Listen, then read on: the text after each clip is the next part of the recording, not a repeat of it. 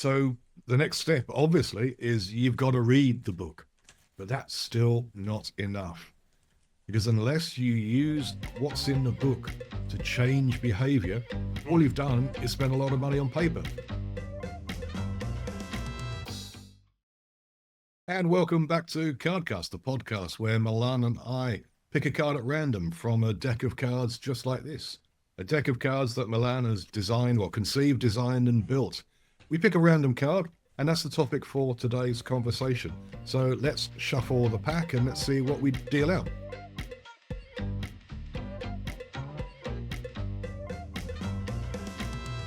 Okay, this is an interesting. I don't think that we had the Joker card before, so this is the first time. And this is a card which is really about the cards, right? It's card about learning, and it's talking a bit about where this whole thing came from and why is it looking the way it is. So maybe let's start talking about learning in general, and learning for CEOs, and then maybe I'll get a chance to plug in the card system itself a little bit. As coaches, we value learning. I mean, one of my core values is lifelong learning. I may be taking it a little bit too far. I probably read at least a book a week, if not more. But I passionately believe that learning is the easiest way to develop yourself, both mentally, spiritually, from a business perspective, from a personal perspective. It's just the most effective and productive way of learning.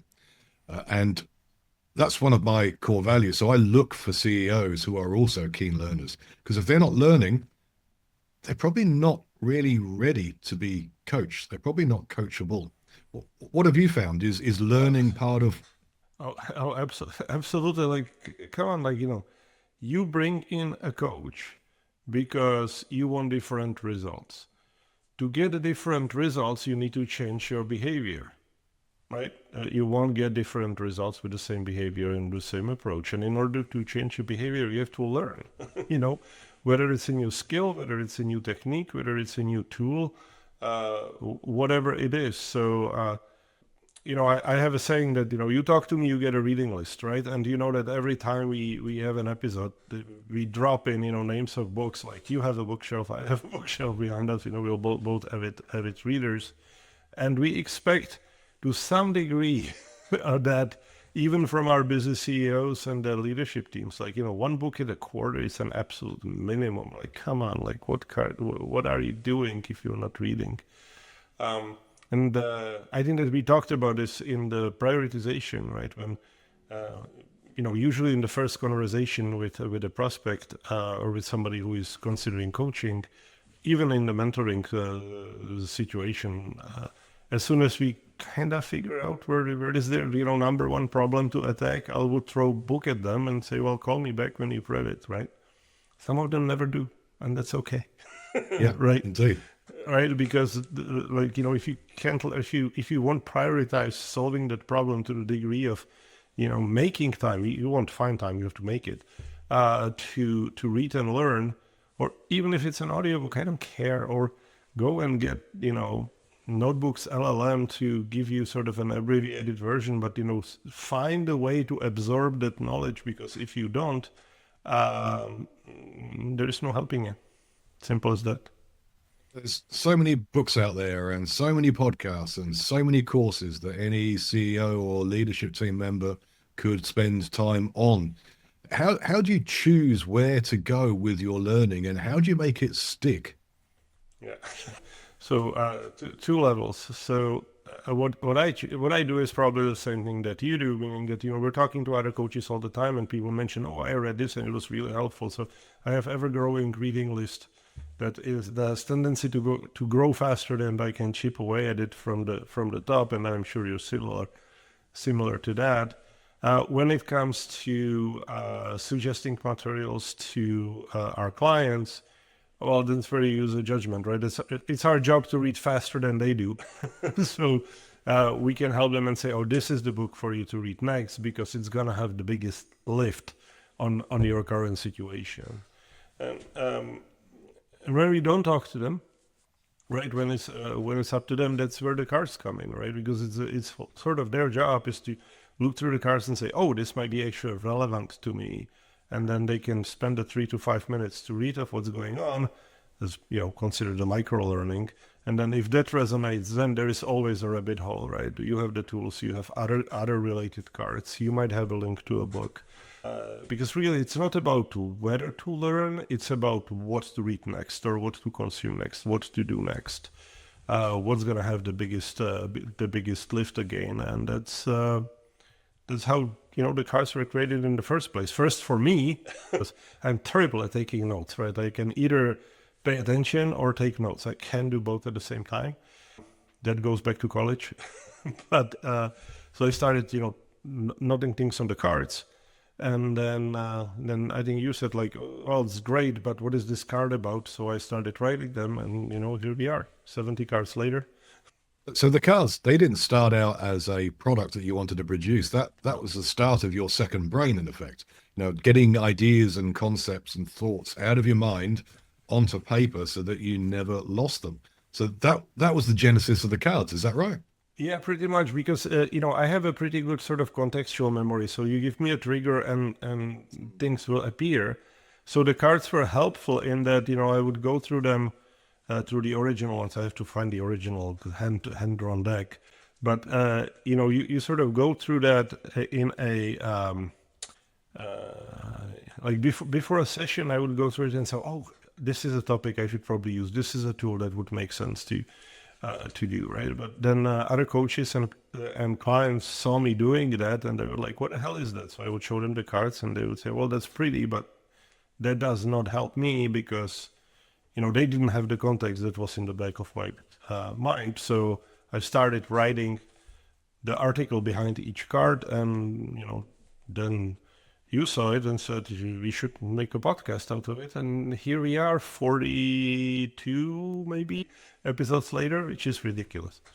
Yeah. It's come a long way. I remember that night in Vancouver at the end of our conference where you showed me the cards, and out of that conversation came a podcast and the packs of cards. Yeah, exactly. Yeah, I wonder if I have the really original ones here somewhere. Let me see. Yeah, probably somewhere, but not particularly handy, so I linked. So whilst you're looking for the cards, we started talking about learning and going straight into books. And you mentioned your long reading list, and I'm sure many CEOs and leaders, they have this stack of books either by their desk or by their bed, and the stack of books always gets taller; it never gets shorter. And when I speak to CEOs and I set them a book as a reading task, I'll say to them, so buying the book or being given the book is just the start. It's not enough. You can have a tower of books, but if they're unread, all you've done is invested a lot of money in paper. Yeah, absolutely. So the next step, obviously, is you've got to read the book. You've got to buy the book or acquire the book. You've got to read the book, but that's still not enough. Because unless you use what's in the book to change behavior, unless you use what's in the book as a way of implementing, what's in the book, implementing that as a change in what you do, all you've done is spend a lot of money on paper still. And not every book is going to change your life, and that's okay. Now, I go about reading books with very much the frame of mind that if I find one thing in that book that I think I can take away and apply or teach to someone else or coach to someone else, then reading that book was probably worth it. And there's been very, very few books that I've read that made me think, I got nothing from that. Yeah. And that is close again to the idea is, because very often it's one sentence, right? And to be perfectly honest, you finish reading a book and you are like, oh, this could have been 3 pages, right? Because the publishers are relentless. Like, if it doesn't have 50,000 words, you're not gonna, print it. So you're done after your 15 pages, and then you're like, okay. Obviously not talking about present company authors, but I think we all had that experience and say, okay, how many different ways you could find to say the same thing, because that book has that one carrying idea. And then you have a book that has 70 of them, and then what the hell do you pick up, right? So sometimes there is a card that is inspired by that one sentence in one book, and some books have five, six, seven cards related to them because they have that many profound concepts that can be used. Then the idea is that if we can, within the 300 to 500 words, which is the amount of text in one card article, give that CEO that one tool that they can use today to make their life a little bit easier or to empower somebody down there, whether it's delegation tool, whether it's a ability to recognize a problem, whether it's a different thinking pattern. That one thing that they can grab from the morning, from reading that card over coffee, then we've done our job. Yeah, I'm just trying to find a particular card, and of course, it's escaping me for some reason. Maybe I'll So the give up in a cards are really second. they're micro learning in the wild. And whether you're choosing a card because it's a topic that you've just encountered or had problems addressing, it could also be just one you pick up at random. And like another, it's a practice that I've started doing with my CEOs. I bring a pack of cards and I go around the table and get everyone to pull a card out at random, and then and they get, if they don't like the first one, they get another chance to pull out another one. But then we have a very short conversation about that card, and I use it as part of the the cohesive part of a session. We share something personal, something about vulnerability, something that sort of is maybe close to us, and then we have a more open conversation around the topics of the card, and and if we get 4 or 5 cards out and discuss in 5-10 minutes, then that's a good use of that time. Yeah, no, that's fantastic. I'm so happy to hear that. I just was in a whole day working session with the client, and the CEO. I was talking about that. I mentioned the cards, and he immediately pulled out the pack, started listening to it. Oh, that one. All right. And then he was telling the rest of the room and say, "Hey, this is what I do. I would just, pull the card out before meeting and look at things and say, oh, we should really talk about this today." And that gives me a massive satisfaction because it feels like this one of my mentees came back to me and say, yeah, this is my morning coffee ritual, just to go through, pick up a card, read that, see what, and because even if you don't get anything, you just wasted 3 minutes, fine, right? But it's interesting. Sometimes the universe, serves you exactly what you needed to read right now, and that's sort of the idea of the CEO game website as well, where you get a daily draw. You can, it will guess what might be relevant to you today, or you can get the cards delivered by email and things like that as well, because not everybody wants to fuss with this and then have to scan the QR code to get to the text itself, right? So I'm looking for a different ways of delivering this to people. And then, of course, if you read a card that is mentioned in the podcast episode, then the Cardcast episode is just one click away. So the card started off as your second brain, as it were, but it's now multi-format, and like you iterated through some of those formats. But what are all those formats? We got the physical deck of cards like this. But what are the others? Yeah. Well, we have the Cardcast, right, which is really generally one card per episode, unless we have a guest and we want to cover a broader topic, and then the CEO game website. So this podcast, yeah. Yeah, exactly. Yeah. Then we have the CEO game website, where again is the same content. You go there, you see, you can do it electronically. It's quite mobile friendly as well. And then I think I can say that yes, there is a book in the making. That's probably good half year away. I don't think it will come out in 26. I think it's the 27th. I think first we'll get the website all dialed in and everything with that. Other formats, maybe we'll see. Any ideas? What else can we do with this? Oh, I don't know. We should take that thought away, because from where the genesis of where it started was very, very humble, and we don't want it to take over the world, but we also want to get it out there as much as we can. So So, The so my feedback from people who are using it is that it's helpful, and you were talking about your values, and my values are all around help. So as long as people find value in it, I will be looking for ways to get it in their hands and to get the content consumed in whatever way is the most convenient to them. Yep. So a CEO gets a pack of these cards in their hand. How should they use them? What was when you created them, what was your intention? So pull one randomly is one idea. Obviously, just hey, this is interesting. You can play it with your team. There is actually a little card with a suggested rule of a game, which it doesn't have a winning person, but it has a winning player, but it has a winning card. Which really the idea is that that card would be the topic that seems to be most relevant for people in the room in that place.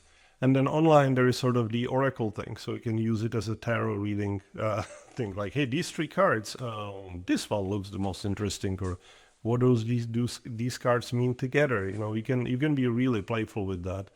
But ultimately, you end up picking that one card that resonates with you most at the moment and reading that. And hopefully picking that one tool that's going to be useful that same day and then for every single day after that. So was your thinking that, someone would pick up the card and they would ask the question that's sort of, captured in the card? Or would you expect that person to tell the room what they thought that card was about? Or is it just to spark a conversation? Or all of those things? It could be all of those things.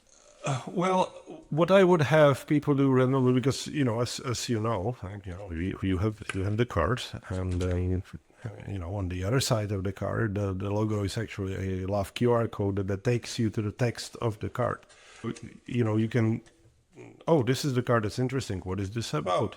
You scan it, you go to that page, and then everybody can read it and then have the conversation. Right? That's why it's just 3 to 5 minutes. That's why it's so short. So it can be easily made part of a meeting and pick that one thing, and then you can have the discussion. Or you can draw several cards on the similar topic and then divide and conquer, and then bring the conversation in. As you know, sometimes it's about a conversation. It's about what, not necessarily the ideas in the card, but what does it spark?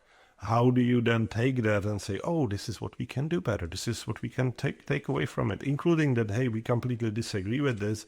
But even that is a trigger of potentially very healthy thinking that will help you move your team and organization forward. So that's all there is to it. It's really not that complicated. So if someone likes the idea of these cards, how would they get hold of a copy? Because they're not available for purchase at this point, are they?